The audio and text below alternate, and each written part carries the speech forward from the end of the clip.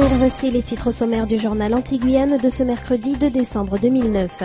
En Martinique, le procès aux assises du double meurtre sanglant de la baie des Requins au Robert débute ce mercredi au tribunal de Fort-de-France. Il devrait durer 3 jours. Un mouvement social à la centrale thermique du Moule crée un déficit de production d'électricité en Guadeloupe. EDF a mis en place un système de délestage. En Guyane, jusqu'au 19 décembre prochain, en venant de Cayenne, il n'est plus possible de prendre comme d'habitude la route nationale 1 pour se rendre à Saint-Laurent-du-Maroni. C'est une affaire qui avait fait couler beaucoup d'encre en 2004, qui vient de débuter en assises, celle du double meurtre de Martine de Marton et de Karim Merlot. Il y a 5 ans, les corps de ce couple qui vivait sur un voilier étaient découverts flottant dans la mangrove de la baie des Requins au Robert. Pour les enquêteurs, l'origine criminelle de leur décès ne fera aucun doute. Ils remonteront la piste jusqu'à Patrick Litorier, un marin-pêcheur âgé de 39 ans, connu pour être un consommateur de crack.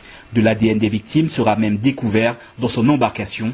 Mais l'individu niera toujours les faits malgré le témoignage d'une de ses connaissances qu'il aurait vu partir de chez lui muni d'une hache et revenir plus tard dans la soirée avec des vêtements maculés de sang. Ce procès en assises devrait durer 3 jours. En raison du droit de retrait exercé par une partie des employés de la centrale thermique du Moule, EDF se voit privé de son principal fournisseur et a dû mettre en place un système de délestage. Cela se traduit depuis hier soir par des coupures d'électricité tournantes d'au moins 2 heures. À chaque fois, ce sont 10 à 20 000 foyers qui sont privés de courant. C'est depuis le centre de contrôle de Bergevin à Pointe-à-Pitre que les agents d'électricité de France procèdent manuellement aux coupures, suivant le programme établi hier par la direction. Ils veillent à ce que toute l'énergie électrique produite, notamment éoliennes et solaires, soient utilisées pour léser le moins de personnes possible. Ce matin, 197 MW ont pu être distribués contre 220 habituellement, voire 235 aux heures de pointe. Ces techniciens s'assurent d'avoir une réserve de près de 20 MW pour les imprévus. La baisse d'environ 27% de production électrique ne peut être répercutée sur les secteurs déjà identifiés par la DRIR, alimentant les établissements considérés comme prioritaires, comme par exemple les hôpitaux. Depuis le 12 novembre dernier et jusqu'au 19 décembre prochain, en venant de Cayenne, il n'est plus possible de prendre comme d'habitude la route nationale 1 pour se rendre à Saint-Laurent-du-Maroni. La route est barrée du lundi au samedi de 11h à 5h du matin. Pour se rendre dans le chef-lieu d'arrondissement de l'Ouest guyanais, il faut passer par l'ancienne route de Mana, bien plus longue que les 37 km qui séparent les deux communes à partir du carrefour de Mana. Les automobilistes doivent donc prendre leur mal en patience jusqu'à la fin des travaux de réparation entrepris sous le pont de Sosaba.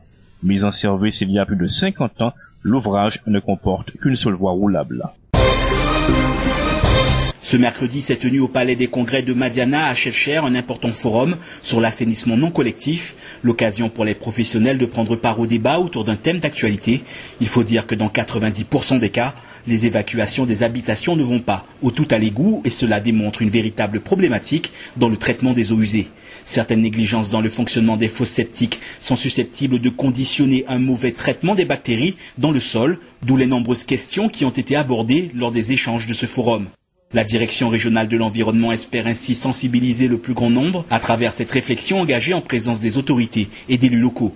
Mais il est vrai que la question de l'assainissement dans notre département doit être posée plus globalement avec une véritable réflexion sur les moyens engagés pour l'environnement. Pour ses 65 ans, les Nouvelles Étincelles hebdomadaires du Parti communiste guadeloupéen organisent les 4 et 5 décembre le premier colloque international des médias de la Caraïbe sur le thème « Les médias, outils de développement et d'intégration Caraïbe ». Rendez-vous est donné aux journalistes mais aussi au grand public pour participation aux tables rondes, débats et ateliers au programme à la médiathèque du Lamentin. Selon Christian Céleste, secrétaire général du PCG, pour engendrer la coopération et l'intégration en Caraïbe, les médias ont un grand rôle à jouer en faveur du rapprochement entre les peuples de la zone. En facilitant la connaissance des hommes, la connaissance de l'histoire de cette région, de la culture, etc. Le Bureau d'information Caraïbe, espace au sein duquel les informations pourront circuler, être échangées et partagées, sera créé à l'issue des 2 jours de colloque. À terme, il pourrait prendre la forme d'une agence de presse. Comme chaque année maintenant, après celle de Macapa au Brésil, la Chambre de commerce et d'industrie de Guyane est présente à la Foire internationale du Suriname qui se déroule depuis le 26 novembre jusqu'au 5 décembre à Paramaribo. L'objectif est de faire connaître les potentialités économiques de la Guyane, d'assurer la promotion des produits guyanais en recherchant des créneaux à l'exportation, de permettre aux entreprises guyanaises de découvrir des opportunités d'affaires et de rencontrer des partenaires potentiels. Depuis cette année, La CCIG dispose d'une antenne à l'ambassade de France à Paramaribo. Elle est destinée aux entreprises guyanaises, mais aussi surinamiennes qui veulent exporter leurs produits et leur savoir-faire.